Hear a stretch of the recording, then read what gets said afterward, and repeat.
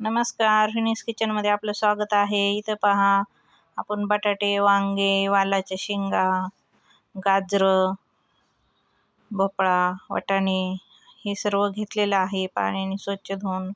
आणि कुकरमध्ये आपल्याला ह्याला एक शिट्टी घ्यायची आहे. ह्याच्यामध्ये थोडंसं मीठ टाकायचं चवीनुसार आणि आपल्याला एक शिट्टी करून घ्यायची, जास्त भाज्या शिजवायच्या नाहीत.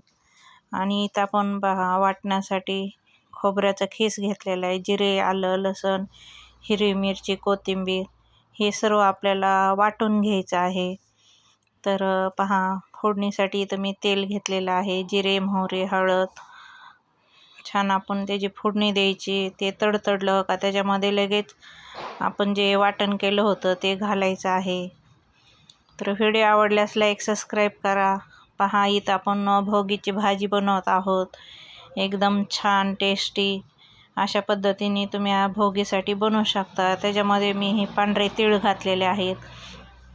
जे भाजी खाता आणि आपल्या दाताखाली येतात तर एकदम छान असे लागतात ते पांढरे तीळ. त्याच्यामुळं ते पण भाजीत असे खमंग तळून घ्यायचे, भाजून घ्यायचे. नंतर आपली जी भाजी उकडलेली आहे ती टाकून घ्यायची त्याच्यामध्ये. आणि इथं पहा, मी मसाले वरून घातलेले आहेत. धना पावडर, लाल तिखट, काश्मीर लाल मिरची, गरम मसाला हे सर्व वरून घालून चवीनुसार मीठ घालायचं. नंतर छान आपली भाजी ही हलवून घ्यायची. कारण की आपण भाजी कुकरमध्ये शिजवून घेतली आहे, त्याच्यामुळं आपल्याला इथं भाजी जास्त वेळ काही शिजवायची नाही आहे. छान असं परतून घ्यायचं, एक वाफ देऊन घ्यायची, कोथिंबीर टाकायची आणि गरमागरम आपली भाजी तयार आहे. व्हिडिओ आवडल्यास लाईक करा, शेअर करा. मेसच्या डब्यांसाठी आपली भाजी तयार.